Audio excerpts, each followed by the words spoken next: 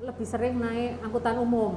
Wah, okay. Sekarang sudah hampir punah ya. Iya dong. Ya, angkutan umum tuh kalau di Gresik Surabaya namanya Bemo ya. Iya, iya, iya. Saya naik Bemo, jadi berangkat rumah saya dulu GKB, berangkat dari GKB itu jam 6. Kemudian saya oper 3 kali Bemo. 3 kali tuh. 3 kali ya. Itu untuk berangkat saja. Untuk berangkat saja. Setiap manusia pasti pernah mengalami kejenuhan dalam hidupnya, baik karena masalah pribadi ataupun masalah pekerjaan. Dan setiap orang pasti memiliki jalan keluar untuk menyudahi kejenuhannya, melalui cara dan keunikannya masing-masing. Karena itu, hadirlah podcast Operas. Obrolan penuh inspirasi dari berbagai orang yang ingin membagikan kisah dan pengalamannya dalam menemukan sebuah kebahagiaan demi menjalani kehidupan yang seimbang. Mata adalah organ yang dikenal sebagai jendela dunia. Akan tetapi, ada jendela lain yang bisa membuatmu mengenal lebih banyak dunia, seperti buku misalnya. Seperti dokter mata kali ini yang bakal ngobrol sama kita di Operasi, obrolan penuh inspirasi. Memiliki banyak objek maupun aktivitas yang ia jadikan sebagai jendela dunianya. Welcome Dr. Uyi Unari, spesialis mata konsultan. Akhirnya kita bisa bertemu di sini ya dok. Iya, Terima kasih udah menyempatkan waktunya, kita ngobrol bareng di Operasi ini ya dok. Seperti yang tadi kita buka nih ya dok ya, Dokter Uyi ini katanya nih salah satu yang suka dengan membaca nih dok. Bener nggak sih dok? Iya, benar-benar. Membaca buku yang apa aja sih dok? Dulu saya suka buku fiktif ya, jadi seperti novel atau ya buku-buku yang lain. Tetapi ternyata belakangan setelah bertambah usianya ya, kira-kira 10 tahun terakhir, kayaknya sudah nggak suka lagi gitu loh. Oh gitu. Jadi ini ya hobi membaca temanya tuh dipengaruhi sama faktor usia nih dok? Bisa jadi. Saya waktu itu nggak sadar. Jadi waktu itu ada teman yang ngasih saya hadiah buku novel gitu ya. Padahal pengarangnya cukup terkenal dan saya cukup punya banyak koleksi pengarang ini, penulis ini. Tetapi setelah beberapa bulan buku itu nggak tersentuh gitu loh. Itu saya baru sadar, oh ternyata saya sudah pindah genre ya, sudah bukan. Bisa gitu ya? Bisa ternyata. Karena ternyata gini, saya semakin sadar bahwa kok buku fiktif itu ini pasti dibohongin gitu, bukan nyata. Jadi akhirnya tidak. Saya tinggalkan. Dulu suka dibohongin, sekarang suka enggak gitu. Dulu suka menghayal kali berimajinasi. Oke dok. Jadi kalau membaca ini emang hobi dari dulu ya dok, sampai sekarang ya dok ya? Iya. Dan ini bukan cuma membaca nih, ternyata ya Dokter Uyi juga punya buku nih ya. Iya. Ini saya juga bawa ini satu bukunya Dokter Uyi ini, judulnya Thousand Island of Love. Iya. Oke, ini ada niat untuk membuat buku lagi nggak nih Dokter Uyi? Ya sebenarnya pengen banget gitu ya. Cuman saya pengen bukan tulisan, itu kan sebenarnya true story gitu ya, cerita tentang keluarga saya, orang tua saya, kemudian pekerjaan saya sebagai anak, sebagai istri, sebagai seorang dokter. Nah sekarang saya pengen nulis sajak. Walaupun saya nggak belajar ya, cuman saya coba-cobalah. Karena menurut saya dengan mengungkapkan isi pikiran kita, isi perasaan kita dalam bentuk tulisan yang nggak panjang, mungkin orang lebih dapat ya. Kalau baca kan tidak semua orang suka baca gitu ya, kan harus tuntas gitu. Tapi kalau sajak, saya mencoba ngetesnya gini saya kasih sajak saya itu mungkin cuma 4 kalimat gitu ya ke beberapa teman, terus dia komennya bagus, simple, tapi ininya dapat gitu ya, ada sesuatu yang disampaikan. Oh berarti mungkin bisa saya coba gitu ya. Ada berapa saja yang sudah dikumpulkan? Banyak ya, mungkin sudah puluhan atau ratusan ya. Waduh, nunggu sampai berapa nih dibukukan nanti? Nanti nunggu sampai pantas jadi buku ya. Oke, kita tunggu ya nanti buku selanjutnya dari Dokter Uyi. Tapi ada yang menarik nih dok, sebenarnya saya baca dari bukunya Dokter Uyi ini, kan kalau lihat di Instagramnya Dokter Uyi itu ada beberapa kayak hasil masakan gitu ya dok ya. Pernah masak-masak juga, tapi saya kira Dokter Uyi hobinya memasak gitu. Tapi itu beneran hobi apa enggak sih sebenarnya? Enggak. Bener. Nah, waktu saya baca di bukunya loh, ternyata ini Dokter Uyi katanya nggak bisa masak. Iya. Itu sebenarnya mungkin hikmah dari pandemi ya. Oh gitu. Jadi ketika pandemi, kemudian kebetulan ada Mbak yang biasa bantu di rumah itu lagi pulang.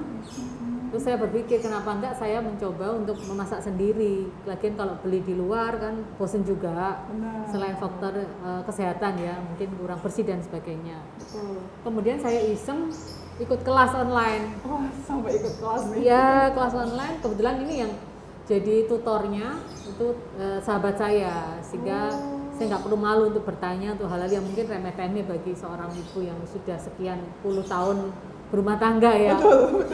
Nah, Kenapa baru sekarang, Dok? iya nggak tahu ya, karena mungkin waktunya luang itu ya. Oh, gitu. Iya, karena waktunya banyak luang. Kemudian ternyata memasak itu tidak sesulit, tidak seribet ya saya bayangkan. Asalkan semua bahan sudah tersedia dan kita tahu dasar-dasarnya gitu ya. Sehingga setelah ikut kelas online itu sampai ikut 3 sesi, jadi kelas online-nya itu bertingkat-tingkat gitu, saya sudah mulai pede untuk mencoba-coba masakan di luar resep yang diberikan oleh tutornya itu.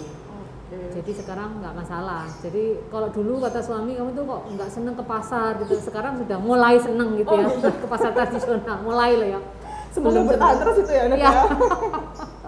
Oke, masakan yang paling favorit dari suaminya dokter apa? Kalau kebetulan suami itu suka makan, jadi menurut saya semua masakan bagi dia itu favorit. Alhamdulillah ya, Dok. Termasuk bukan tipe suami yang rewel gitu enggak. Jadi yang tersedia di meja ya dimakan gitu ya. Ya. Asik sekali Iya. ya.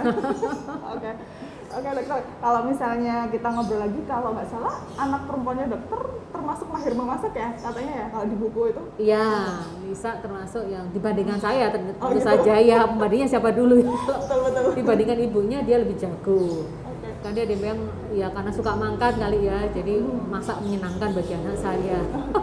Syukurnya begitu ya, Dok. Iya. Ya? Oke. Dok, ini sejak kapan sih mulai memiliki hobi membaca sama apa ya? Kalau nggak salah ada olahraga juga ya, Dok? Iya. Olahraga itu barusan ini atau memang dari dulu itu sudah jadi lifestyle Iya. Kalau membaca dulu waktu masih kecil, mungkin usia SD sampai SMA gitu ya. Ibu saya tuh memang membuat anak-anaknya betah di rumah. Oh, gitu. Kebetulan saya tinggal di kampung gitu ya, yang tentu saja sangat heterogen gitu ya. Teman sepermainan saya dan ayah dan ibu saya itu tidak ingin saya melakukan hal yang mungkin yang tidak diinginkan, sehingga beliau salah satunya tuh membelikan atau kalau dulu langganan ya. Oh iya. Ya, saya dulu ingat waktu kecil itu langganan majalah Bobo, Betul. itu masa saya ya. Kemudian agak gede sedikit majalah Hai. Kemudian kalau perempuan biasanya beli buku cerpen itu Anita kalau nggak salah itu namanya. Kemudian ya cuman majalah aja sih. Kalau buku yang serius belum. Nah, kenapa kemudian tiba-tiba menjadi suka tidak hanya sekedar majalah? Ternyata saya kuliah di Fakultas Kedokteran itu membuat saya mau tidak mau rajin membaca. Betul sekali, Dok. Ya, membaca terutama waktu itu karena kuliah membaca buku pelajaran. Nah, ternyata hikmahnya di luar buku pelajaran saya tuh gampang sekali, cepat sekali menghafal isinya gitu. Dan saya cepat sekali membaca apapun. Nah, mungkin dari situ akhirnya saya sangat minat untuk beli buku-buku di luar pelajaran kedokteran. Karena saya sudah punya habit membaca, kemudian kemampuan membaca saya mungkin ya dibandingkan dulu sebelum masuk FK itu lebih meningkat. Sehingga kalau saya beli buku, saya pasti berkomitmen bagaimana saya bisa meringkas buku itu. Syukur-syukur bisa dibagikan ke orang lain. Jadi dibuat PowerPoint. Dibagikan sehingga bermanfaat. Jadi kalau cuma baca buku aja terus kemudian kita tinggalkan pasti sayang ya. Betul. Apa isinya apa dan lain sebagainya. Nah, saya membiasakan diri untuk seperti itu sekarang. Setelah dibaca saya cari orang untuk mau diceritain buku itu gitu. Iya, di-sharing ya. Betul, Dok. Oke. Dok, ini yang menarik nih ketika saya searching di pencarian ya, di pencarian internet itu ketika nama dokter saya cari, mungkin emang benar ya, profesinya dokter kan sebagai dokter mata. Tapi ada yang menarik nih, di situ ada muncul beberapa artikel tentang hobi dokter terkait kerajinan sulam benang sama aktif di perpustakaan desa. Iya. Itu ternyata banyak sekali di aktivitas di luar profesi ya, Dok. Iya. Itu sulam benang udah mulai dari kapan, Dok? Ya, sulam benang ya mungkin sekitar setelah jadi spesialis ya, tapi sudah lama tidak saya gelutin. Nah, ini dampak positif menurut saya dari media sosial. saya punya IG, Instagram, kemudian saya berusaha untuk browsing IG yang notabene mereka jualan tentang kerajinan. Atau saya buka-buka Pinterest. Oh iya. Ya. Kemudian lalu saya tertarik untuk membuatnya. Kenapa tidak gitu ya? Sekarang kan media itu banyak memberi kemudahan kepada kita.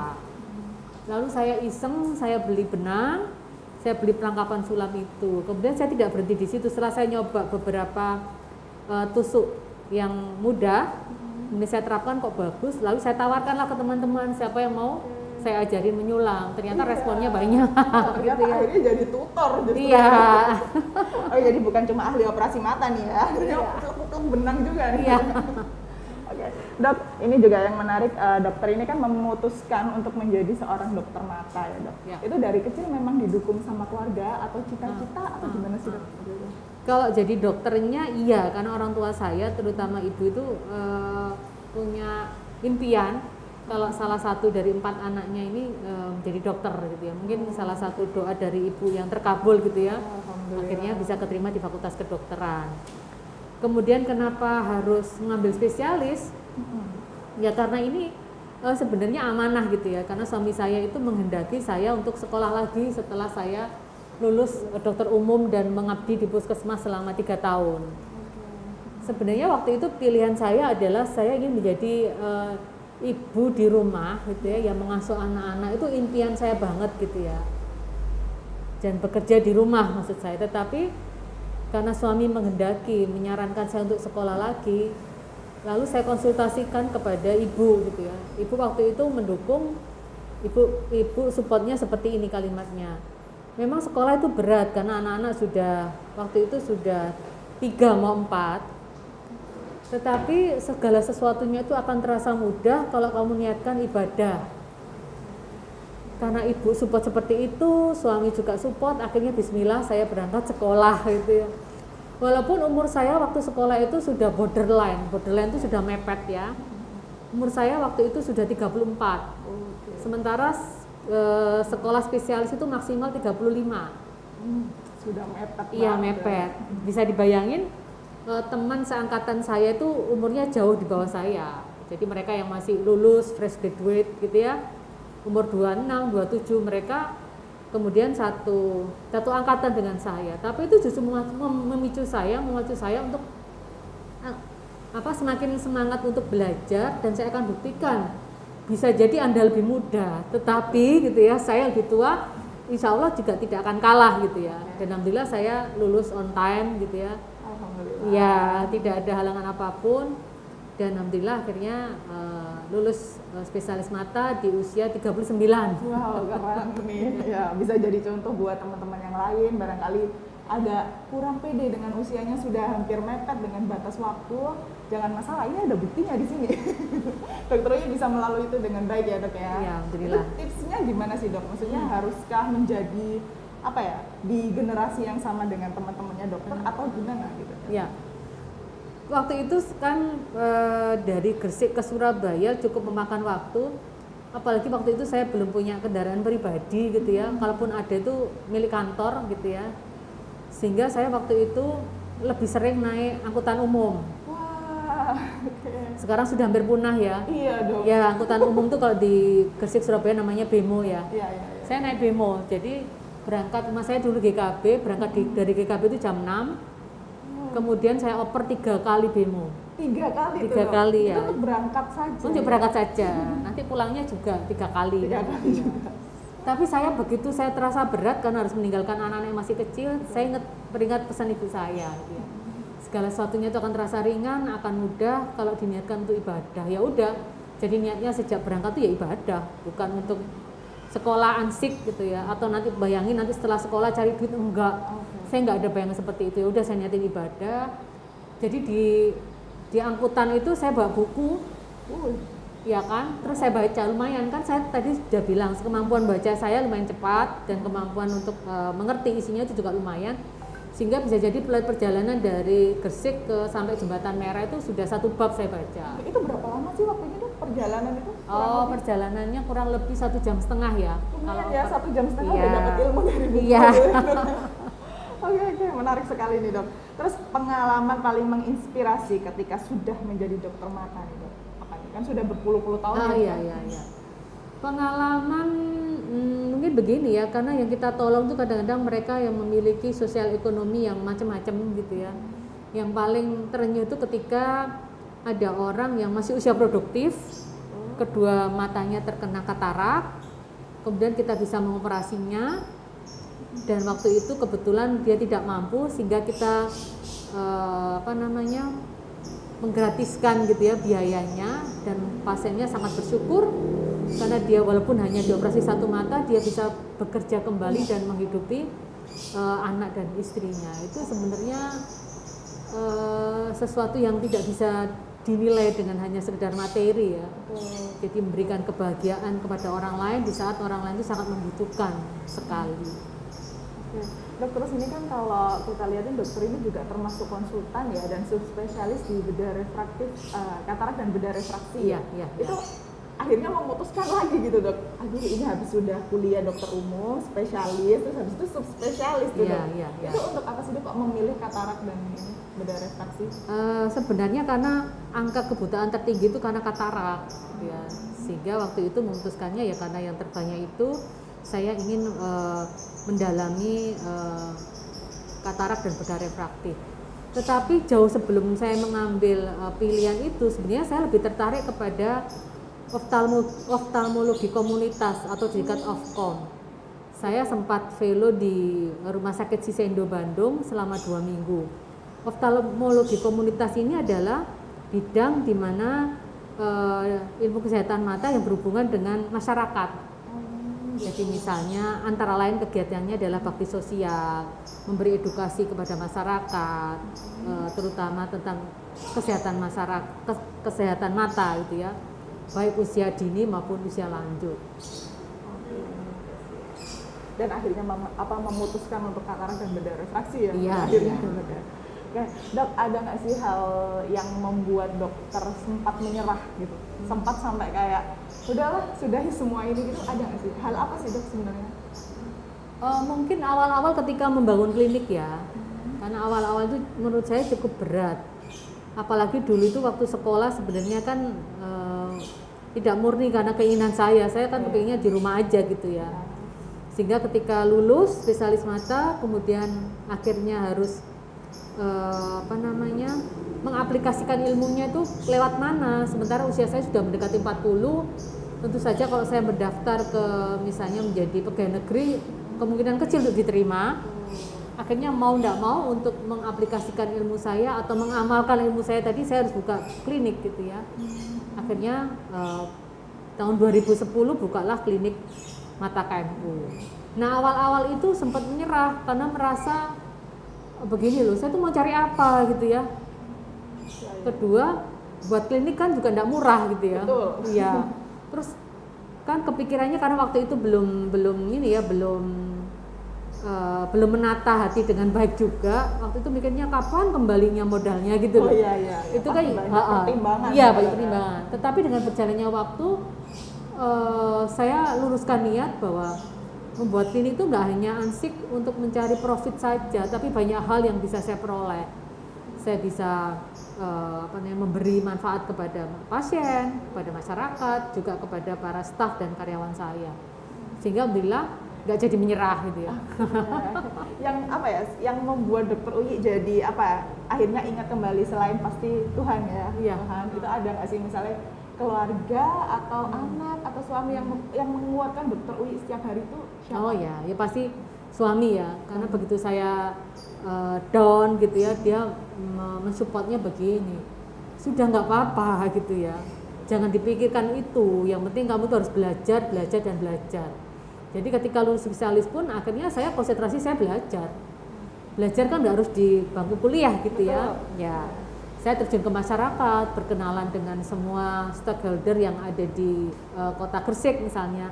Saya silaturahmi, misalnya salah satu contoh, misalnya silaturahmi ke masing-masing dokter umum atau teman kenalan saya di puskesmas untuk menyapa mereka, kemudian untuk mengedukasi, mengajak mereka untuk ayo belajar mata, begini caranya, begitu. Jadi saya dulu seringnya tidak hanya duduk manis di poli ya ketika praktek ya, tapi saya lebih banyak ke lapangan, menyapa masyarakat, kemudian menyapa misalnya tokoh masyarakat atau agama untuk sharing ilmu tentang kesehatan mata terutama. Sehingga ada ini nggak sih Dok, pengalaman menarik ketika di lapangan sosialisasi tentang kesehatan mata gitu, pernah nggak sih dianggap kayak nggak diadukan kayak gitu tuh, sering nggak sih Dok kayak gitu? Sejauh ini enggak ya. Justru welcome ya mereka. Ya mereka seneng karena mereka pasti ada sesuatu yang dia dapat ya. Misalnya dia tahu jadi ternyata penyakitnya ini nggak bahaya, misalnya ternyata penyakitnya bisa diobatin gitu ya. Sehingga ya karena dasarnya saya senang bakti sosial gitu ya, jadi happy aja gitu ya. Kalaupun ada sesuatu yang misalnya ditolak dan ada yang nggak suka, ya tetap saja saya jalan gitu ya. Karena saya berprinsip bahwa opini orang lain, pendapat orang lain itu adalah hal-hal yang di luar kendali saya. Saya kan nggak bisa ngendaliin di omongan orang lain atau sikap orang lain. Ya sudah, berarti selama saya melakukan hal yang baik, apapun orang katakan, ya saya tetap jalan. Pokoknya tadi kembali lagi niatnya untuk ibadah ya. Dok, tips dong buat teman-teman yang barangkali mau melanjutkan untuk spesialis dokter mata nih, kira-kira ada tips nggak sih buat mereka? Ya. Jadi tipsnya adalah kalau kita mau menekuni salah satu bidang spesialis mata misalnya, maka persiapkanlah dengan baik gitu ya. Dan kembali lagi tadi, luruskan niat sekolah itu untuk ibadah. Kalau Anda hanya sekolah untuk mencari gelar, apalagi sekolah hanya untuk mencari finansial, maka Anda nanti akan kecewa. Karena bisa jadi di tengah jalan banyak sekali hambatan, banyak sekali halangan yang bisa jadi membuat Anda tidak menjadi seorang spesialis. Nah, kalau Anda niat awalnya sudah ibadah, maka apapun rintangan, halangan yang dihadapi selama menjadi sekolah spesialis, insya Allah akan mudah menyelesaikannya. Dan tentu saja menjadi seorang mahasiswa lagi itu adalah memang proses belajar. Jadi memang walaupun umurnya sudah di atas 30 mungkin, ya tetap harus rajin belajar. Oh ya, itu kuncinya juga ya Dok ya. Dokter, ini yang saya penasaran dokter adalah seorang ibu dan juga seorang istri dan juga seorang direktur gitu. Yeah.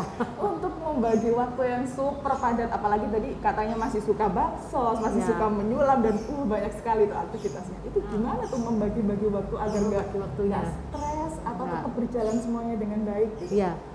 Justru kalau berdiam diri, maksudnya nggak melakukan apa-apa, saya stres. Oh iya. Iya. Jadi harus ada yang dikerjakan, apalagi saya tipe orang yang bosenan. Oh gitu. Jadi saya untuk membunuh rasa bosan itu sebelum aktivitas itu selesai, saya sudah harus merancang aktivitas berikut apalagi yang harus saya kerjakan. Luar biasa. Dan anak-anak sudah terbiasa karena sejak kecil, mungkin sejak anak-anak balita sudah saya sering ajak baksos kemana-mana. Bahkan pernah ada cerita anak saya nomor 4 itu dulu pernah kena penyakit tertentu, infeksi. Dan kalau diruntut itu ternyata penyakitnya itu terinfeksi saat saya ajak baksos. Oh gitu. Oh iya. Karena masih usia 4 bulan. Iya, waktu itu masih dokter umum.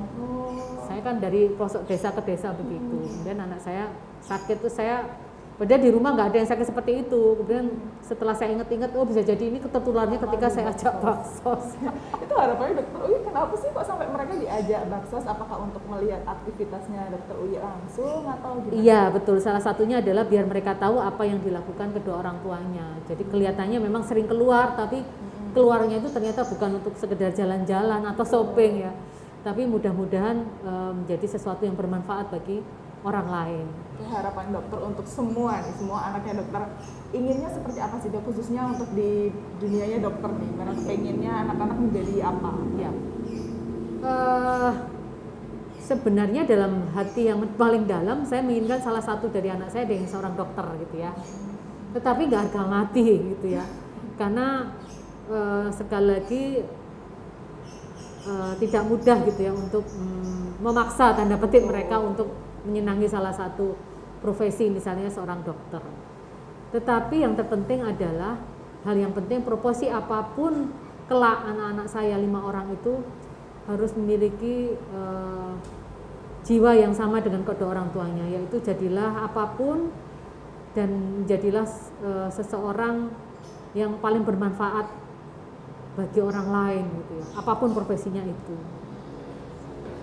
Dokter mungkin ini sebagai penutup juga ya. Ada impian atau cita-cita dokter yang belum tercapai hingga sekarang? Oke. Saya katakan tadi, saya kan tipe orang yang gampang bosen gitu ya. Saya selalu bikin rencana tahunan, 5 tahunan, 10 tahunan begitu. Iya.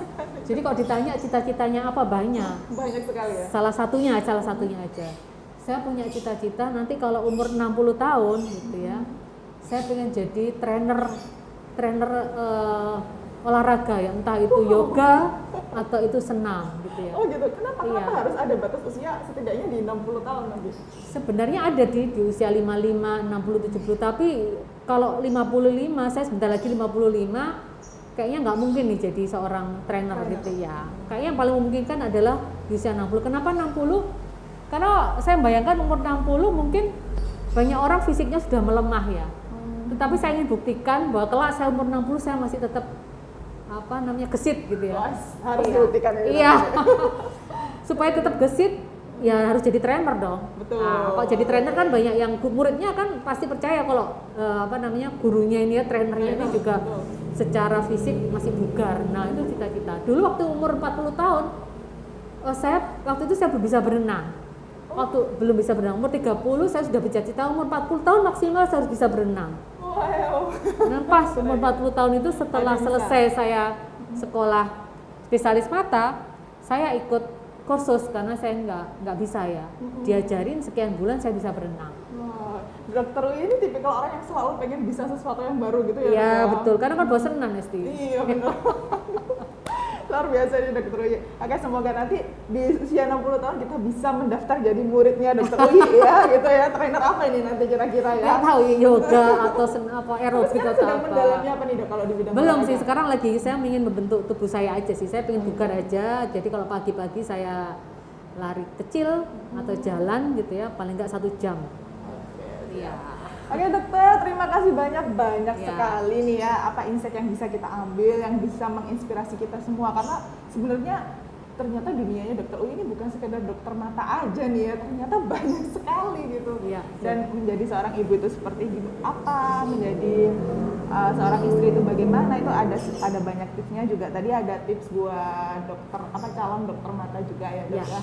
Oke, satu pesan deh dok untuk penutup di operasi kita kali ini, karena ini bukan operasi mata ya dok ya. Biasanya dokter Uyi operasi mata nih soalnya. Iya. Penutup di operasi nih buat semua penonton kita atau pendengar kita, Iya. apa nih dok? Apa yang ingin disampaikan? Tadi gitu ya, jadi semakin banyak kita memberi manfaat kepada orang lain, insya Allah akan memberi keberkahan dalam hidup kita. Dan segala sesuatunya itu tidak ada yang sulit, karena Allah itu membersamai kesulitan itu dengan kemudahan. Oke, siap. Terima kasih banyak dokter Uyi. Iya, sama-sama. Oke, jangan lupa teman-teman untuk terus subscribe channel YouTube-nya Ailing Group dan terus saksikan podcast Operasi, obrolan penuh inspirasi bersama orang-orang dan tokoh-tokoh yang menarik lainnya.